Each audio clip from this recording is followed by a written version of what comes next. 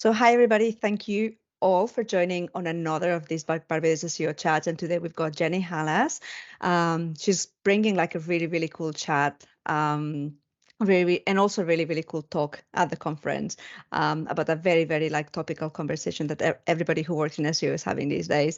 Jenny has like a huge background in SEO. She's spoken almost like literally everywhere. And she's the only speaker who's repeating at Barbados SEO. So thank you for coming, Jenny. Thank you. It's absolutely my pleasure. I loved it last year. It was so much fun. And with the hindsight that you have that of, as previous speaker from last year, what do you expect from this year, Barbados SEO? I expect really stellar talks. We had a great time. We had a lot of fun. Went on a catamaran cruise and just had a wonderful time. But while we were in conference, just learning from the other speakers was unbelievable. I took like an entire notebook full of notes at that conference and brought it back, which for me is really unusual. So I'm excited to see what everybody's going to bring to the table this year. Yeah, but likewise, I didn't make it last year, so I'm hoping I can make it this year and I can like see everybody speak. I'm gonna go to the beginnings, and I'm gonna ask you what I ask everybody in these talks as a first question, and it is, how did you get started in SEO? By accident. So when I graduated college, I knew nothing about websites. It was 2000. And I even had a website project that an really enterprising professor decided to give us to make our own website. Now, you have to understand this was in the days like before even Dreamweaver. This Yeah. was raw HTML code. I had no clue what to do. I actually hired a grad student to do it for me. um, and ended up turning in that assignment, not doing very well on it, but graduating nonetheless. I graduated with a degree in marketing, and I expected to go work at like an advertising agency, something like that. But the joke was on me because it was 2000, and we were really right at the first big recession of the century, and there were no jobs. So one of the first interviews I went on, the company said, we need somebody to manage our affiliate program. The company would later become known as art.com. Um, but they said, we need somebody to manage our affiliate program. You know how to do HTML, right? I said, sure I do. um, I went to Barnes& Noble because you still went to bookstores back in those days, and bought HTML for Dummies and read it in a weekend and showed up to work on Monday. um, so that was really the beginning of anything web related. And then while I was in that job, we started hearing about this new company called Google that was providing search results for people. I mean, of course, Google existed well before that, but really didn't come into the public consciousness until then.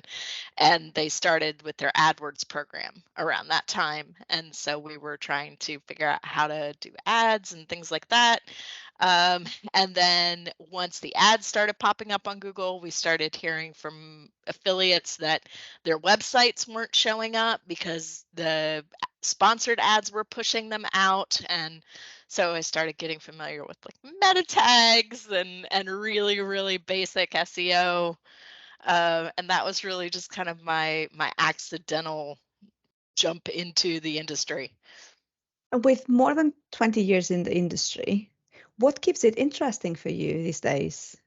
It's fascinating. It's always fascinating. There's always something new to learn, always something more exciting about the way that we do this. I've never been like an algorithm chaser, so I never got into things like gaming the system. Like some people, Martin in particular, were Yes. really, really good at gaming the system. um, I always really respected the heck out of that. But for me, I was much more always on kind of the white hat side of like library science and taxonomies and figuring out how to create content that would resonate with audiences. I'm a minor in psychology too, so I like to think about how people think. And I just was always really fascinated by that side of things. And it's just developed so much. And now with the introduction of AI, like I'm just off my rocker how exciting how exciting it is. And Um, you brought the topic. It's like your chat, your mhm. talk about Barbados SEO is going to be about ChatGPT and AI. How much of a disruption do you think this is going to be for, SEO? I don't know that it's really going to be that big of a disruption for SEO in terms of like how we do things, other than that it's becoming much easier to create content at scale. There's still some problems with it, which is what I'm really going to get into in my talk. But just fast forward my career 20 years, after 20 years of working agency side and consulting, I now work in house. So I'm in house SEO for LL Flooring, which is being rebranded from Lumber Liquidators, which is a US company that sells, we're US only now. We sell flooring, hard surface flooring, like Mhm. vinyl, laminate, wood, that sort of thing. So it's really different being on that side of things. And it's been incredibly fascinating to work there and see the process from product development all the way to SEO on the web and trying to, bring people into the site. But I digress. My point in all of that is just that seeing AI and the disruption that AI is making from that perspective has been really exciting. And to go back to your original question, there's just always something new in SEO and in information retrieval in general. Um, and it's just exciting because with SEO, we get to really be kind of on the front lines of this. And I think it's also the industry forces you to always be up to date with everything, and it's got this ever-changing nature. Then I guess it makes it that it never gets boring. No, it's really true. There's always something new to learn, and there's always things that other people are going to do better than you do. And there's always going to be things, little niches that you're going to find yourself in, based on what's needed from your particular company or client or whatever. For me, the example is I was never very good at local SEO. That was never something that I was particularly skilled at, and I would outsource it to people like Bill Hartzer, who's Mhm. amazing at local. Um, and what I found coming in house is that I get to now manage all of our 444 locations across the US. So I've gotten really good at local SEO, but it was a huge learning curve because there's all these like kind of subspecialties within SEO that you just have to either know or know what you don't know. Yeah. And with all the baggage that you have, with like you said, more than 20 years of experience, is there something that you wish you would have known when you started in your career that something you know today that you wish you would have known 20 years ago? Oh, that's a hard question. um, so I guess it was about, I'm gonna get the year wrong. I think it was maybe 2005 or so.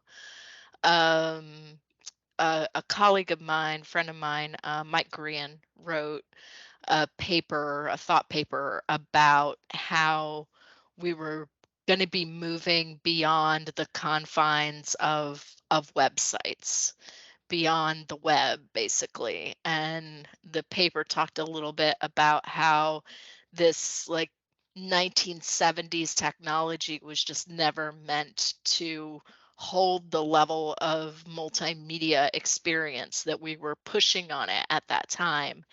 And I think that, at that time, I really felt like we were going to be headed away from um, HTML and that level of just base level of technology. And what I think I wish I would have known is that it was just going to evolve within itself.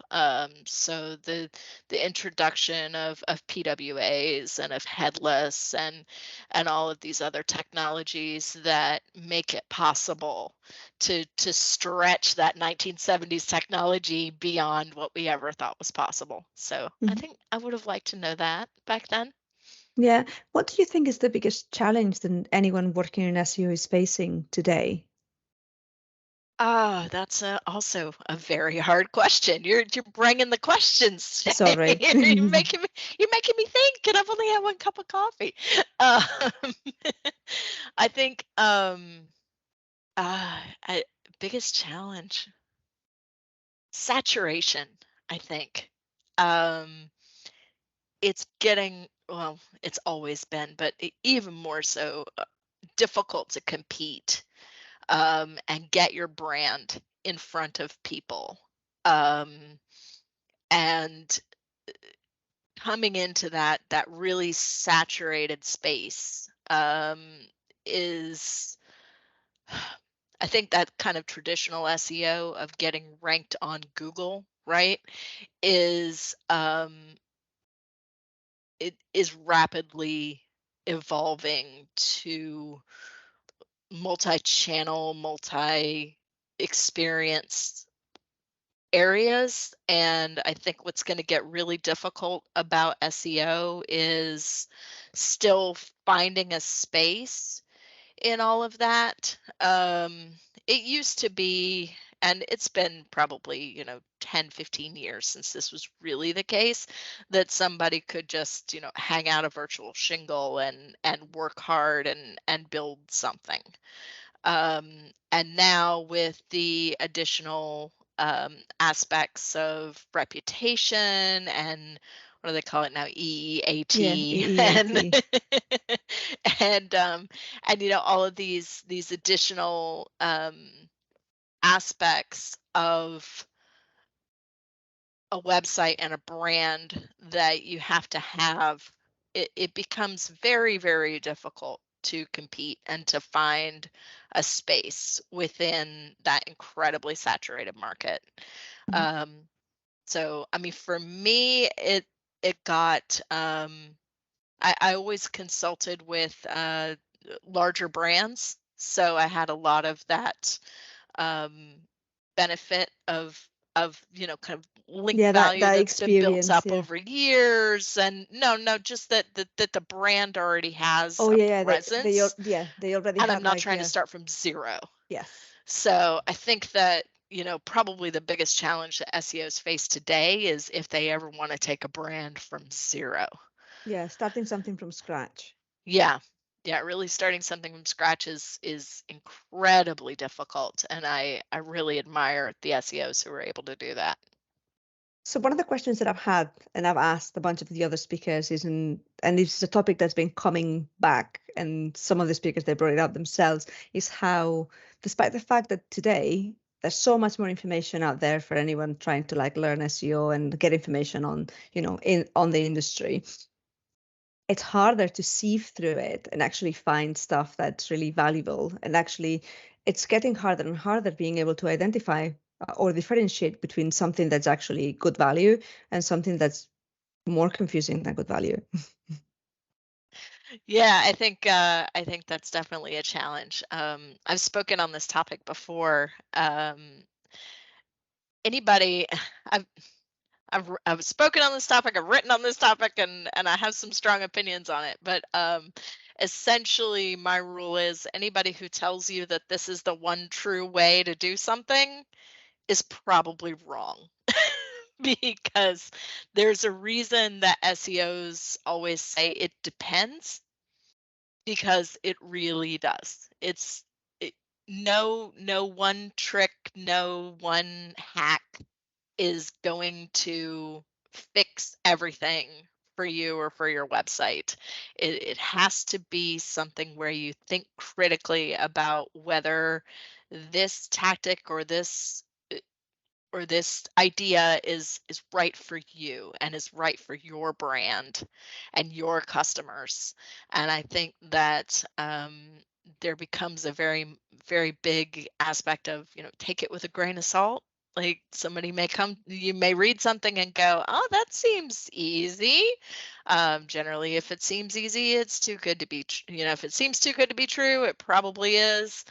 Um, so I guess just take everything that people read with a grain of salt. And then I do think that there's a lot of good content out there, but that conferences like Barbados SEO are probably going to be your best opportunity to get that kind of filtered down quality information, as opposed to just reading on the internet. Of course, that's cheaper because it's free, but you get what you pay for. Now, another of the good things, like a lot of the speakers have mentioned, that one of the best things about the industry is how generous people are by putting so much content out there. I think Aleda has like an amazing website with lots of free resources for anyone wanting to learn about the industry. And they've said like, yeah, like how it's amazing that everybody's so generous with their knowledge and there doesn't seem to be any gatekeeping.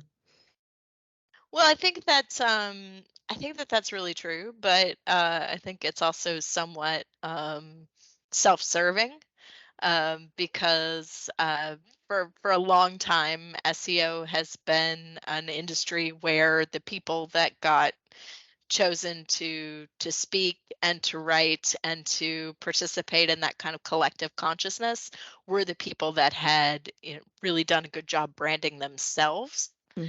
and making a name for themselves. And in many cases, like Aleda, that was, a really wonderful thing. That's a wonderful thing that she does and that she continues to do now, even though she really doesn't have to at this point, to stay relevant. But she chooses to provide that type of guidance and insight. But it is a little bit self-serving. So you also have to really pay attention to who's doing the writing. And generally, if there's somebody that um, everybody in the industry thinks is great, then they probably are giving you good information. But even so, still grain of salt. take Mm. it, take it as it comes, and kind of decide what works for you and what doesn't. I think it's always also having the willingness to test things because that's Mhm. something I think someone at work once told me that because something has worked before, it doesn't mean it's going to work now. Totally true. Absolutely true. Well, I mean, I think last count, one of the Googlers said that, there's like 600 changes, there's like 600 algorithmic changes to the Google algorithm every year. I mean, it was more than there were days in the year. That's what I remember for sure. So there were like more algorithmic changes in a year than there are days. Yeah. Um, so everything's going to change, and I think it's great that people do testing, and I'm a big fan of reading other people's tests and getting that information. But I think also, if you want to talk about like scientific level testing, it's pretty much impossible to do in SEO because it's constantly changing. And so if you can assume that every day there's an algorithmic change, then your 30-day test or your 90-day test has potentially 30 or 90 variables in it that you're not accounting for. So, yeah, just take it and consider what, kind of correlations you might be able to pick up. But as far as like scientific testing, I don't think it really exists in SEO. Yeah, that's a really interesting perspective on where you're seeing it because I hadn't thought about the fact that yeah, the algorithm changes constantly, and of course, Google is never going to tell you what they're testing and when they're testing it and when they're rolling out this thing. So you don't really know what's going on behind the scenes. No, that's absolutely true. Yeah. And that's, there's that. And then on top of that, there's all the variables that go into a search result, like what's your search history? Where are you located? What other things do people with your demographics seem to want to see? What, all of these. What did you search on your mobile phone? What things have you bought lately? I mean, they know what websites have you visited. All that information is out there, and all of it is being used to tailor make your ideal search result. Even if you're not logged in, it's still Yeah. there. Yeah, something tailored for you. That's really, really interesting. And talking about the industry and all these changes and stuff like that, we've talked about some of the best things that the industry has going for it. Which is the worst thing or the most negative thing in the industry, in your opinion? Drama. Drama.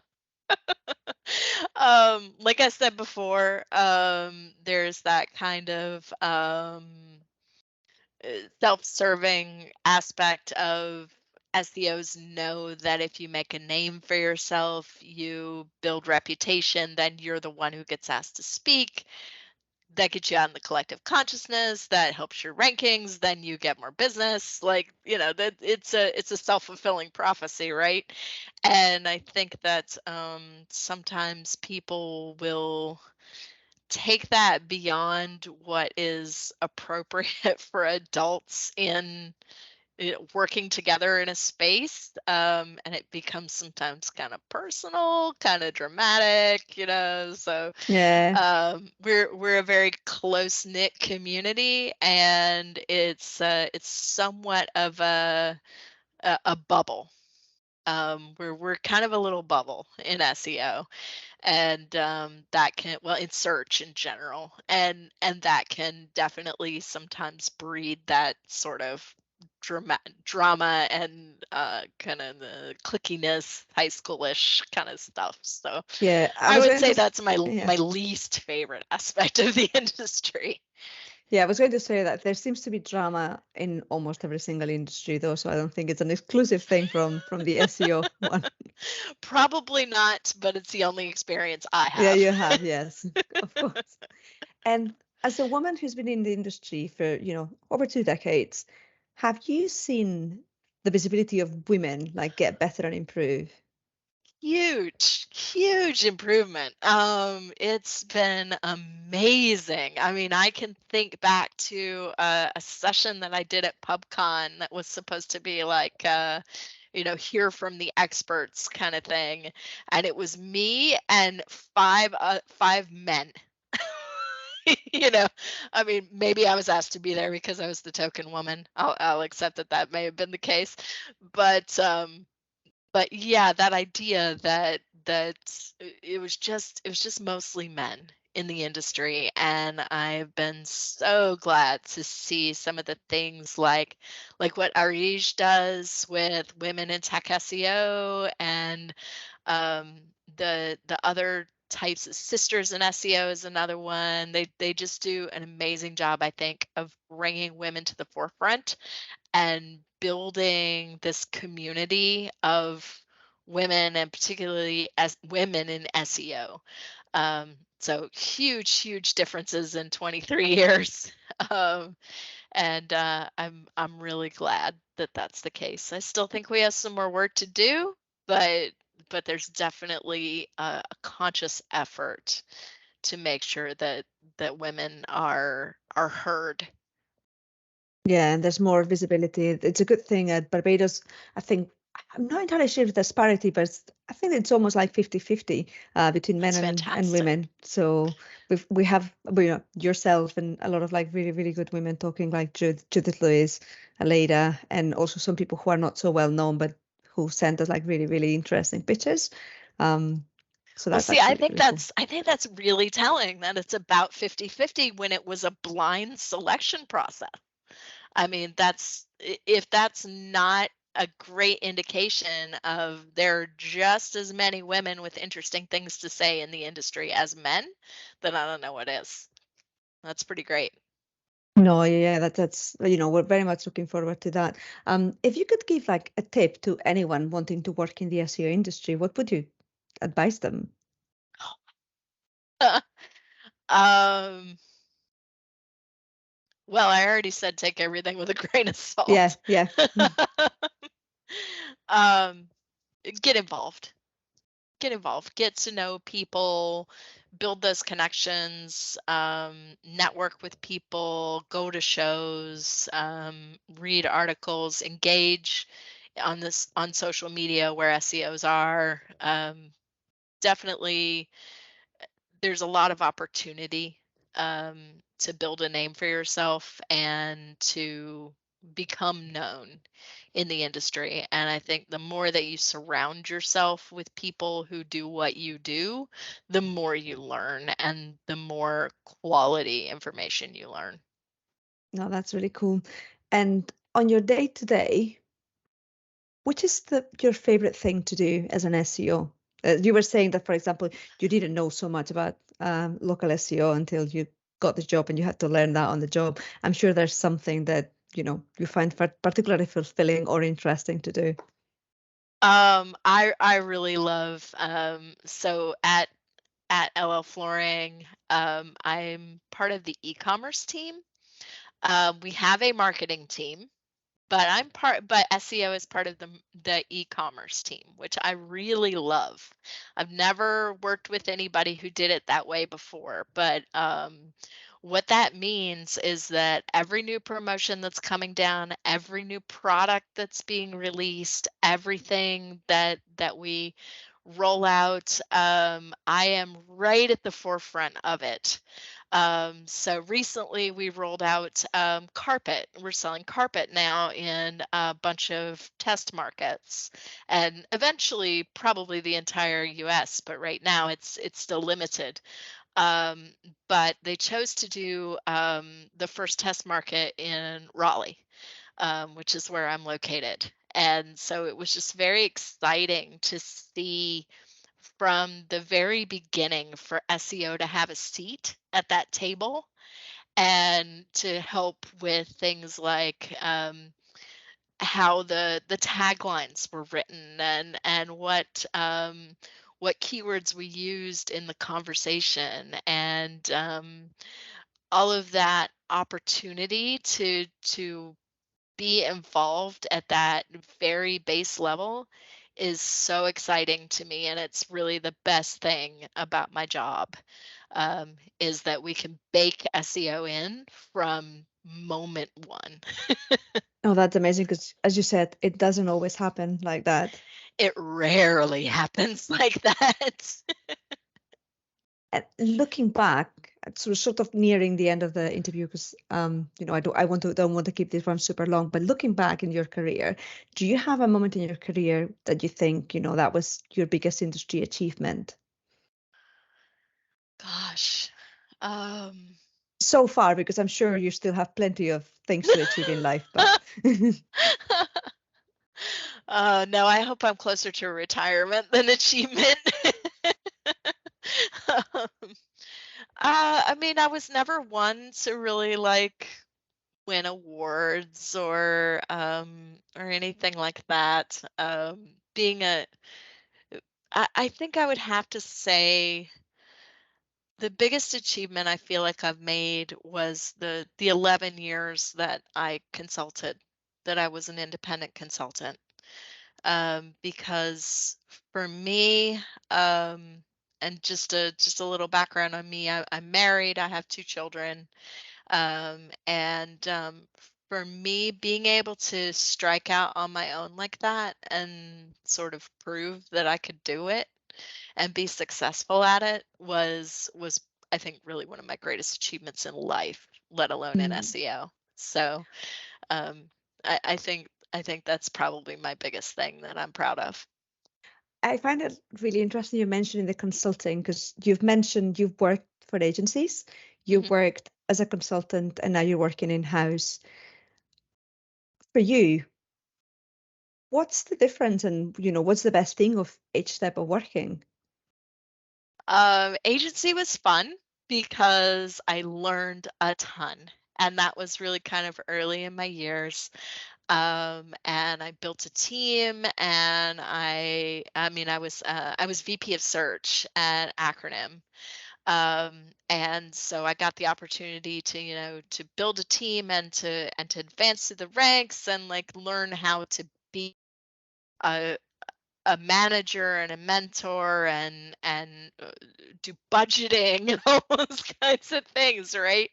I learned a ton, and then to be able to go out on my own and do it on my own was really fun, but also really scary. And the thing about working on your own that's great is the flexibility and the opportunity to just kind of do whatever you need to do, and I was in a position where I was lucky enough to be able to kind of choose my own clients, not have to just take everything that came along. So all of those things were great. The worst part about it was that you never get a vacation. You never get to just unplug, because if you own your own business, it just doesn't happen.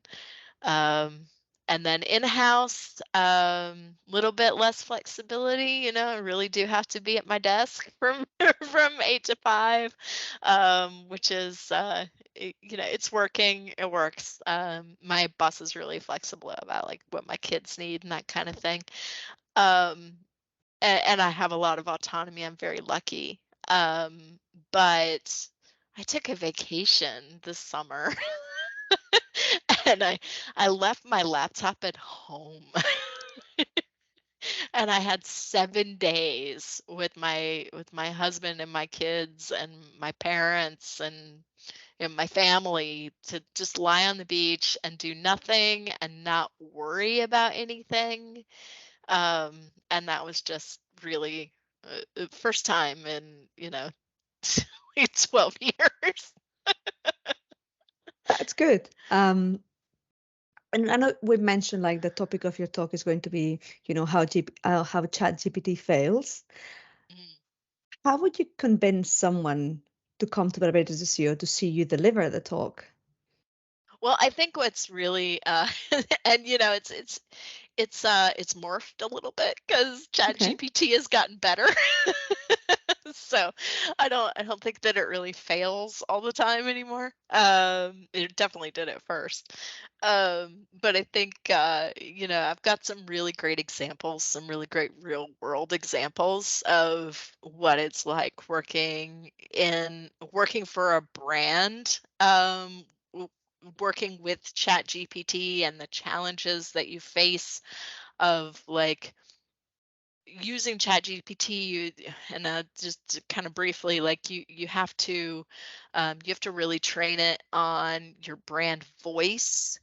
You have to make sure that it doesn't make claims that you're not allowed to make. If you have any type of regulation in your industry or in the work that you do, it gets a little tricky. And then for LL Flooring in particular, we have kind of a stain on our history, a reputation thing that we have to overcome at this point. And ChatGPT is dredging up a lot of old stuff that is going to be really difficult to deal with in the next couple of years.